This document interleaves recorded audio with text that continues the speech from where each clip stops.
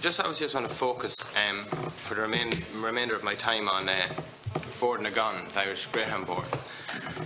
Obviously the department currently gives them approximately €260,000 a week, which is a huge figure in itself. So I just want to ask you, as from the department, have you confidence in the management and in the structure and the governance of the board?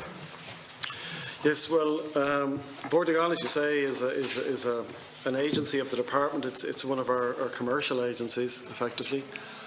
It has its own mandate, it has its own board, it has its own... To be fair, I've asked you a direct question. Yeah. So I understand the commercial side of it, I understand its relationship with the department, but I'm just asking a direct question. As head of the department, have you confidence in the board?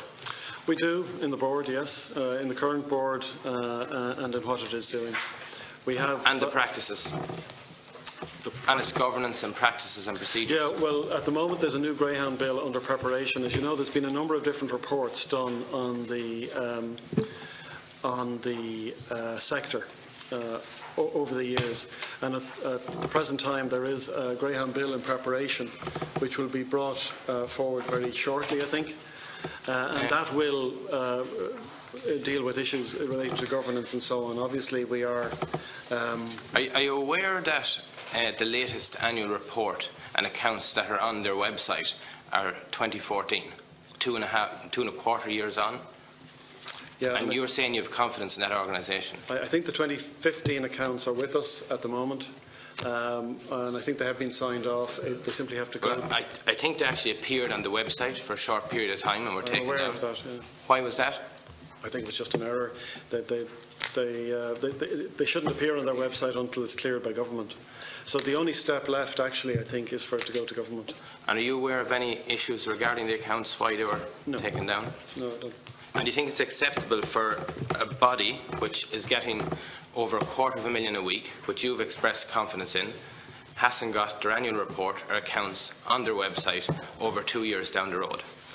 Yes, I accept that criticism. I wasn't expressing confidence in absolutely everything. Well, the 2015 accounts are late, but they are complete now, and as I say, will be cleared shortly by government. But do you think that's good enough? No. We want the accounts to be up to date in all of our state agencies, as we want in our own accounts, and so on. And have you asked any questions regarding why this practice, in the interest of transparency and for everyone in the industry, why this has happened? We would have raised it with them, obviously. If the accounts were late, we would have raised with them why the accounts were late and so on. As you know, they have gone through a leadership change recently also,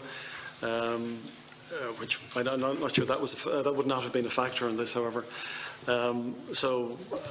But ultimately, it is a matter for the state body to meet the requirement, and I agree with you. They should meet the requirement in a timely way. And bear in mind, we're after increasing the funding from 14 to 15 by approximately 25%.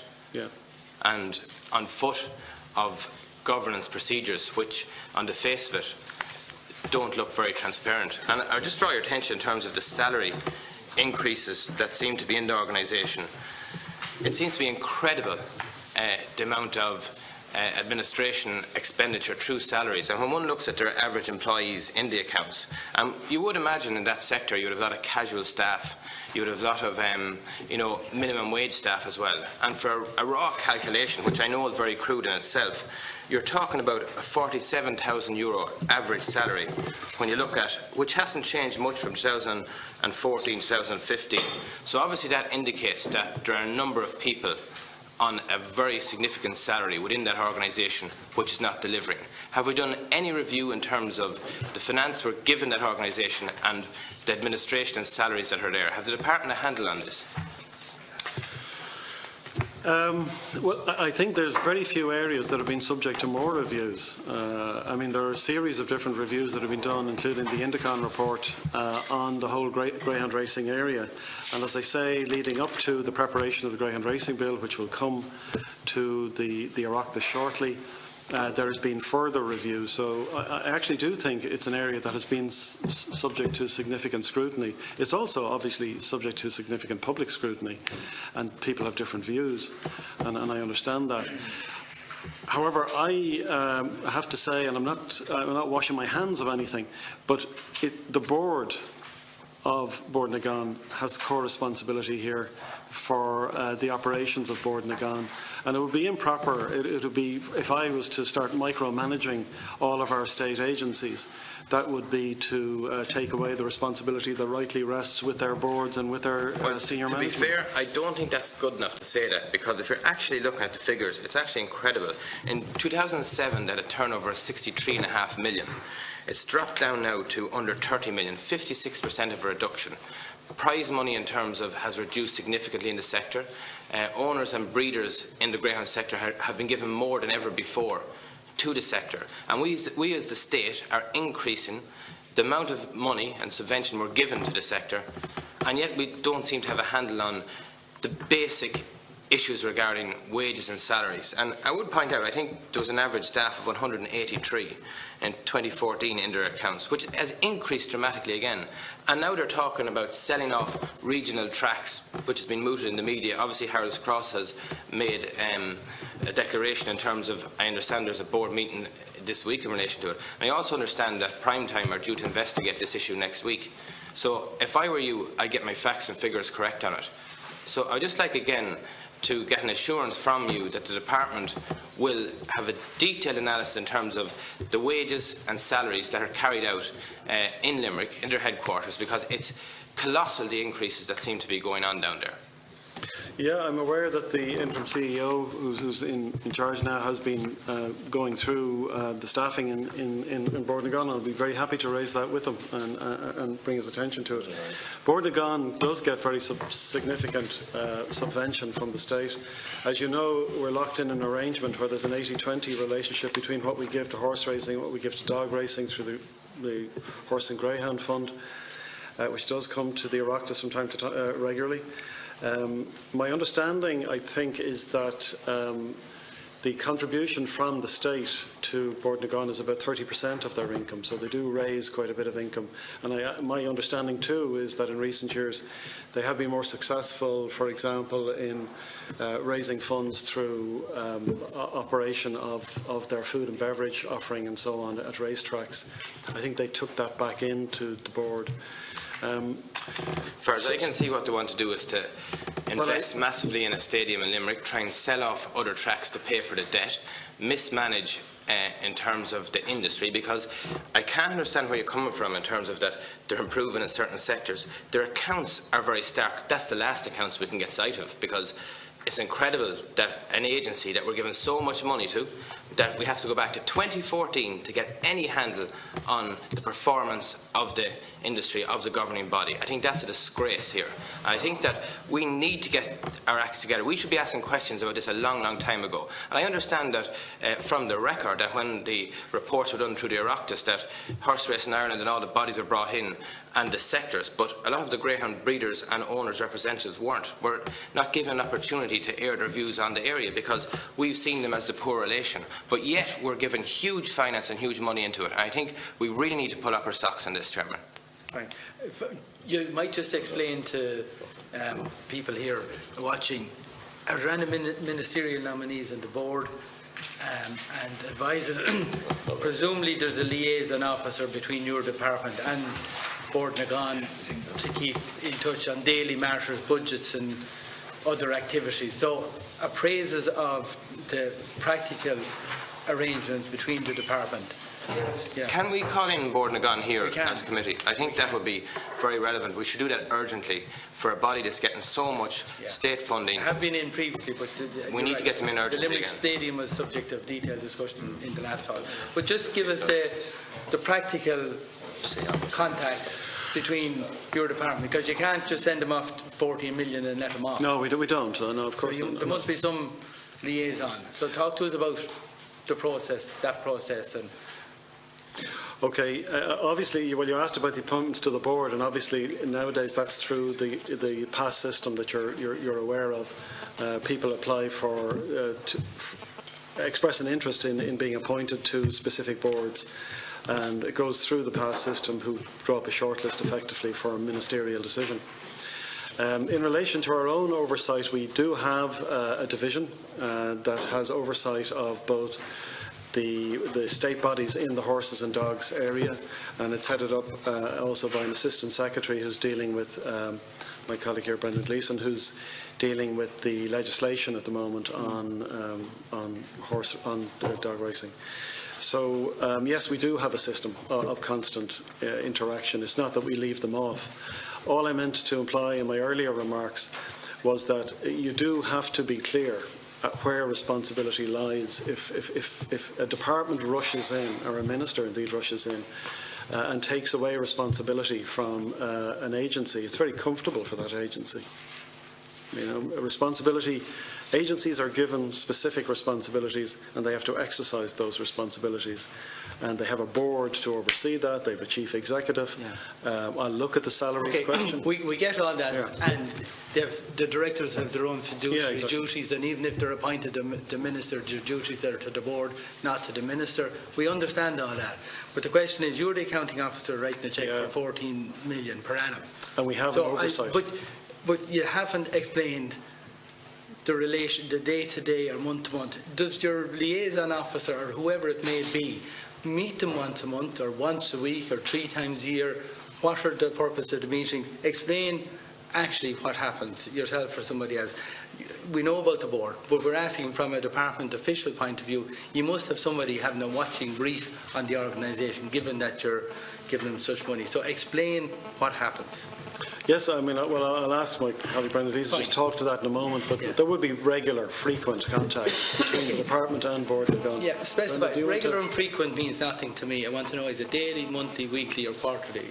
And where are the meetings and who attends? And what's how that system works in practice? That's what I want to know.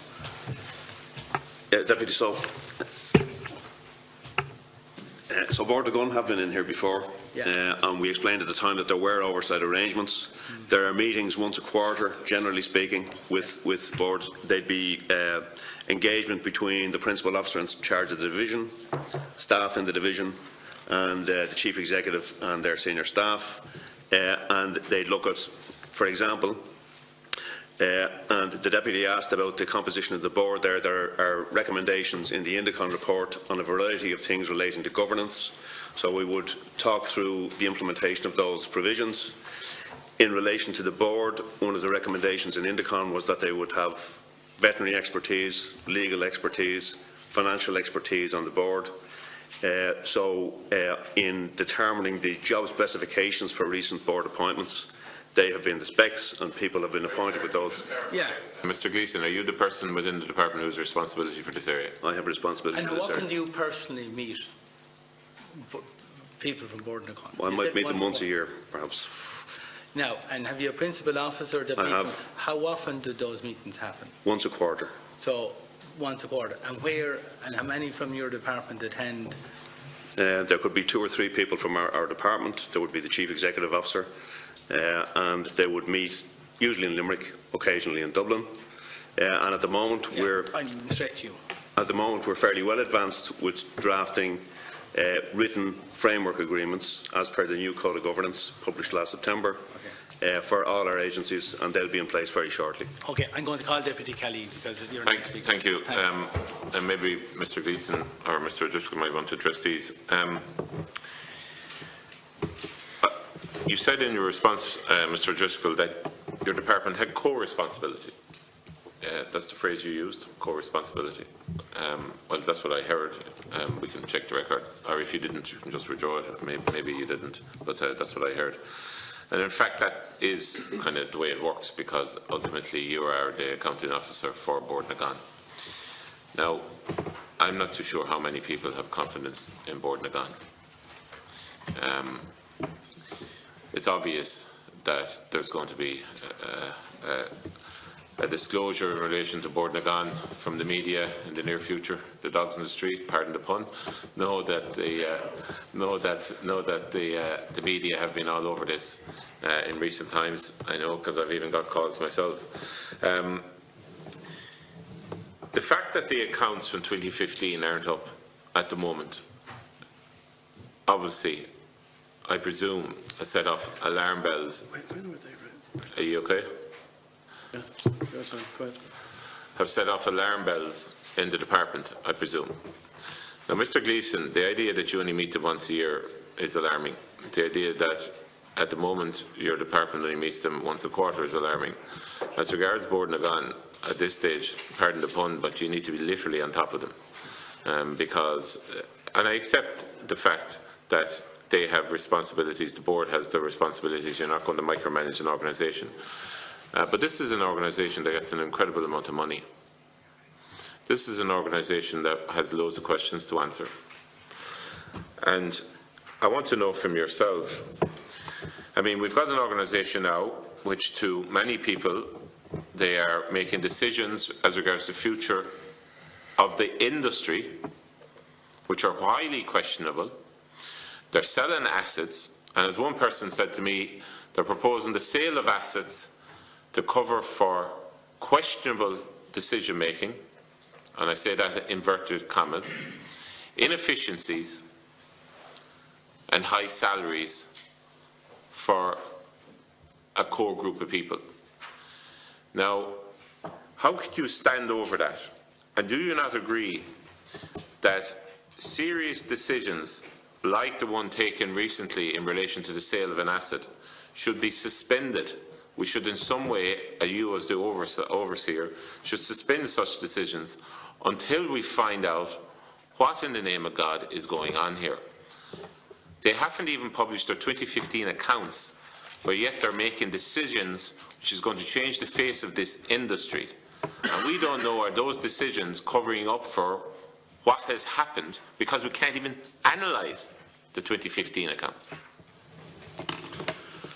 Well, as I've said, the 2015 accounts are with us. We do have them. We can analyse them. You would have them, but we don't. I appreciate that, and I've accepted that they are late, and I apologise for that, and I agree it's not satisfactory. It's more than not satisfactory. It's not acceptable. I accept that too.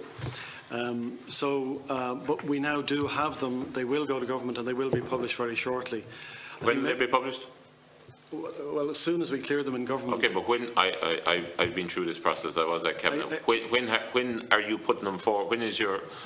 We'll try to do it within the next week or two. As you know, it's difficult to get an item on the Cabinet agenda. Something like this won't be difficult. I agree. So we should be able to get it done within the next couple of weeks, if that's all right. But I would stress we do have the accounts, and they have been signed off. I think we do have, it is a very contested area, as I've said earlier, but I would like to stress that what the board is currently doing is exercising its responsibilities in a very difficult situation. They have a very high debt, over 20 million. Indicon did a report, a detailed report, and made certain recommendations, and essentially what the board is doing is working through some of the recommendations in that report, which included asset sales. Now, this is a responsibility of the board, so I'm not going to insert myself into it, but it is a responsibility of the board. But they are taking the decision they are taking because of a very high debt level and because... Look, I'm sorry, I have to stop you there because we've only a certain amount of time and you're not addressing the issue. Earlier on when my colleague, Deputy Burke, asked the question, were you aware of any issues in relation to 2015 accounts? I wasn't really satisfied with your answer, so I'm going to give you a second chance of answering it. Because I think you prevaricated. Are you aware of any issues that needed to be dealt with in the run-up to the submission of the accounts? No. Is there anyone, Mr. Gleeson? Or is there anything, obviously, we have a job to do in relation to what we see and the facts we see. And we know that there is some issues here that will historically have to be dealt with, and we know there are issues which are going to be pulled out to the media. Is there any issue, anyone here from this delegation has any concern at all in relation to the actions and behaviour of Board Nagan, board, senior executives, in relation to their accounts over the last number of years? That's a pretty broad question, so remember, before you answer, any issues at all, outline them here now, because, let's be honest about it, This is probably going to end up in a situation where it is dealt in another form as well, and we are going to bring in Board Nagan, I presume, at some stage, Chair.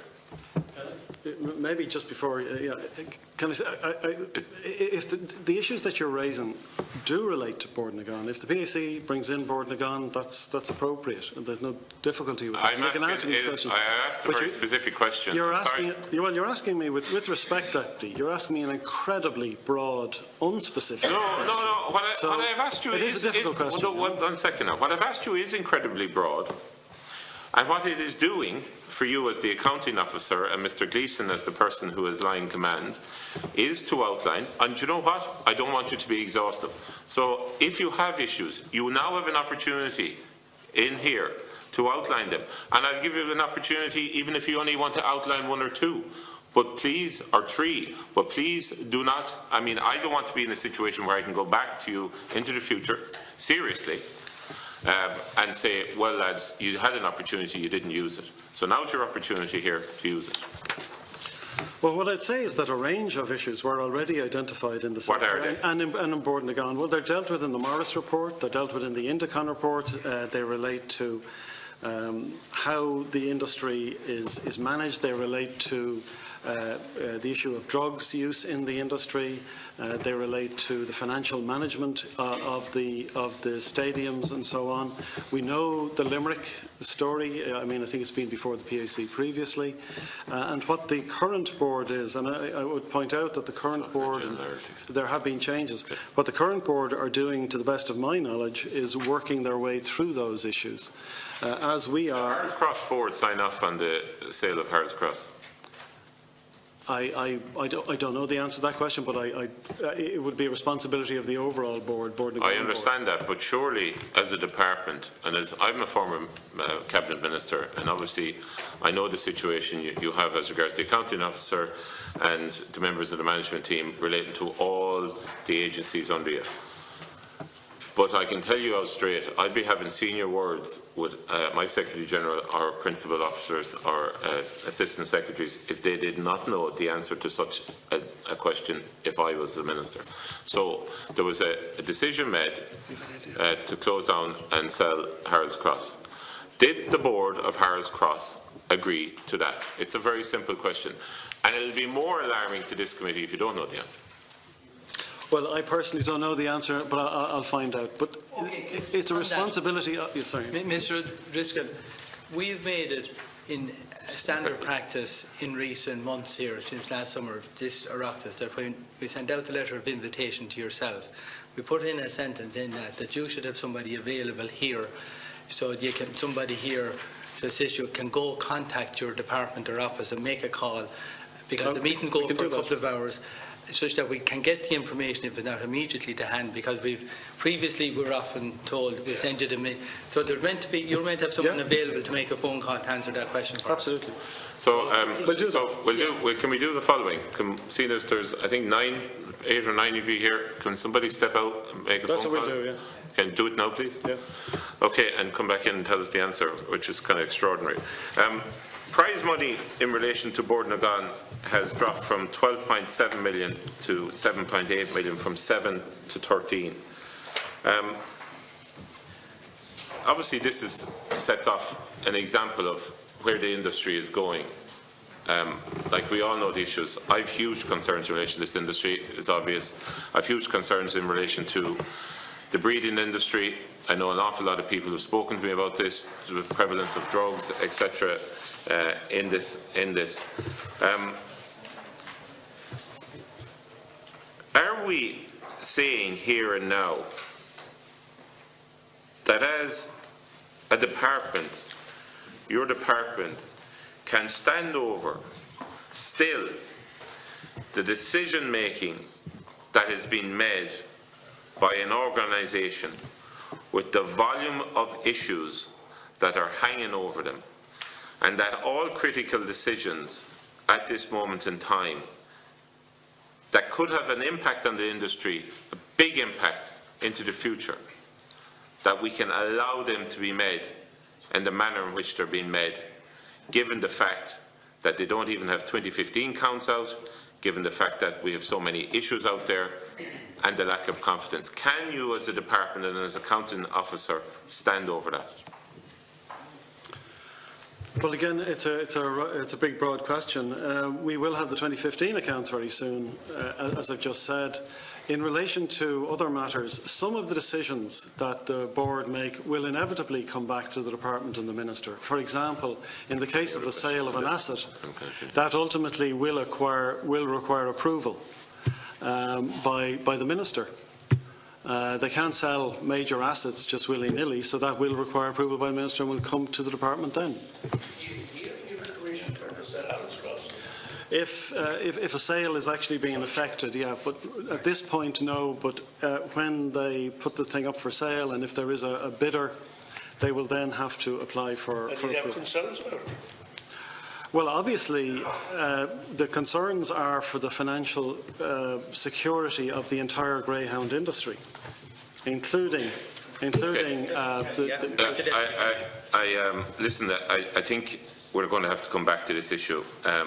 I think the whole decision making in relation to Harold's Cross needs to be relooked at. The fact that Bord na Gan made the decision, as I understand it, and were the procedures in relation to Harold's Cross Board actually adhered to, i.e. did they make the decision beforehand? And I'm asking you here and now, and I don't think I'm alone, to look at this immediately and suspend any action until you are, as the accounting officer, satisfied that all procedures have been adhered to appropriately.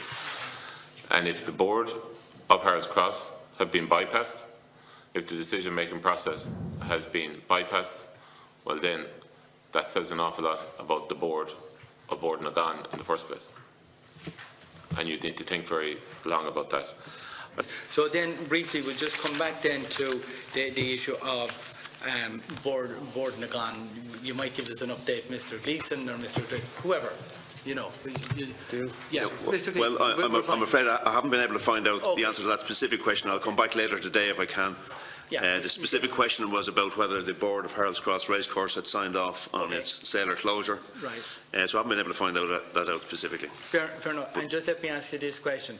In the meeting that your department officials have with Bord na Gan on a regular basis, would this have been flagged to the department in those meetings? Not really, you get my question.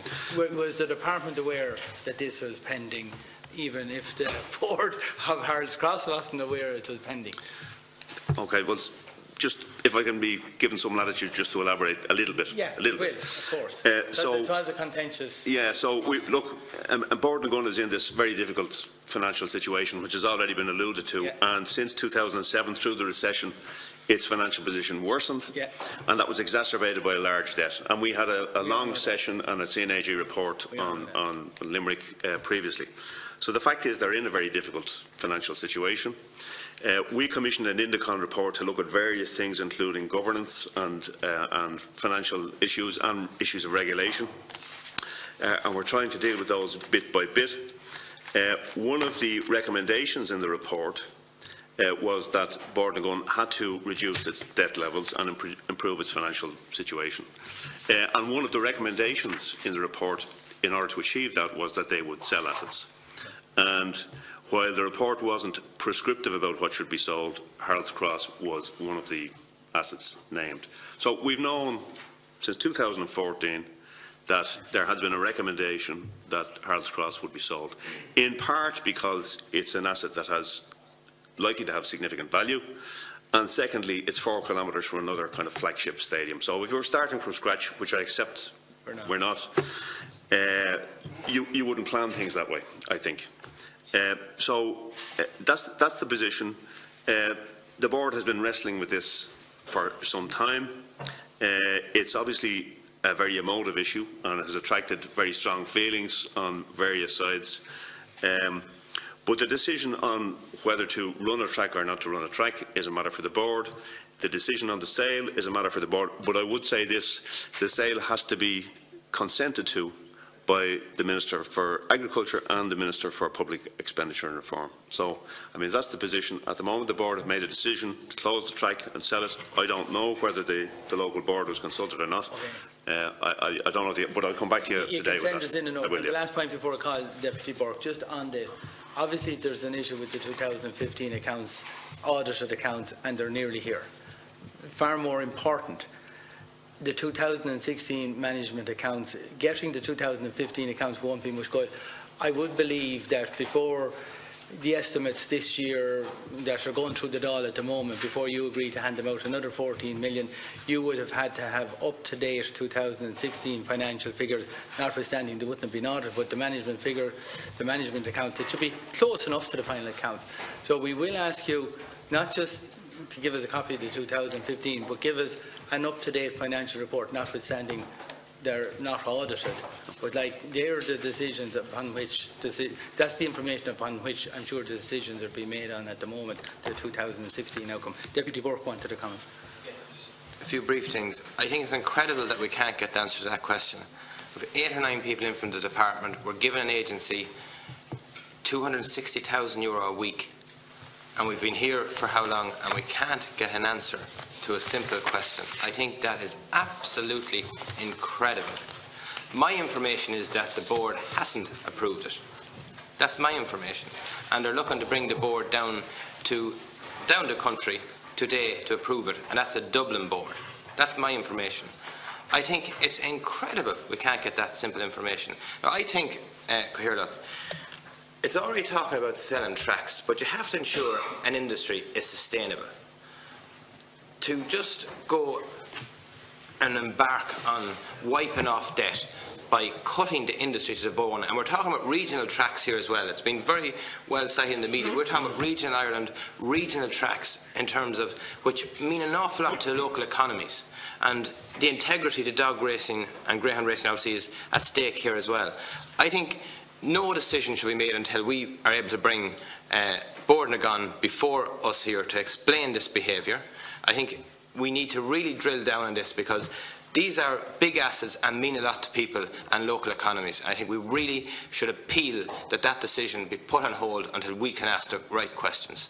Okay. I understand what the Deputy is saying. Now, the Agriculture Committee, which is a policy committee on this area, might feel it's a more in their remit current policy rather than us PSE who are not, because we're really talking about a decision for the future, which I think it probably more but I think we need to maybe convey our views to the Agriculture Committee as well. It has huge financial implications, and it could be the wrong decision. Yeah, fine. Okay, look, the point is well made. Now, but sitting here every time listening to officials and the questions that were raised about Board Nagan today, and it occurs to me we're giving out money. For example, we had the Health Board before us in relation to Console, and just the governance issues of the parent body that's given out the money.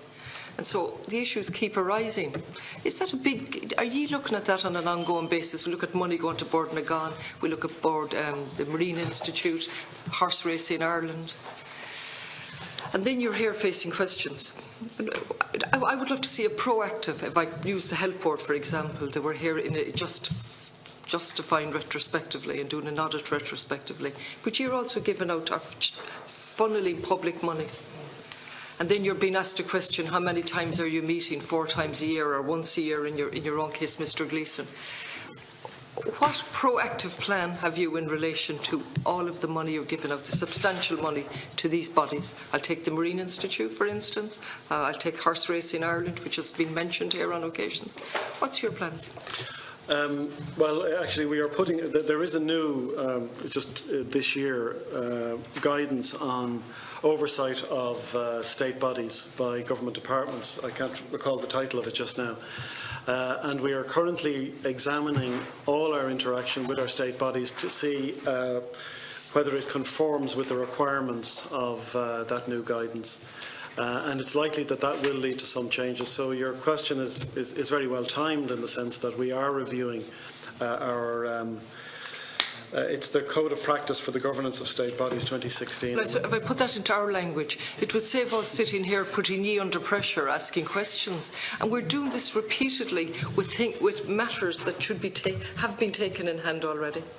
We shouldn't have to be here asking how many times have you met Board Nagan or Marine Institute or Horse Racing Ireland when we're giving out substantial funds of money. You should be able to come in and tell us. We should, and I apologise for that. I said, can I just be quite honest, Deputy? The difficulty is, of course, when we come to the PAC, we have no idea what we're going to be questioned on. One of the reasons I have a collection of excellent people around me is because I come in here with no idea. That's fair enough, that's the system, and nobody complains about it.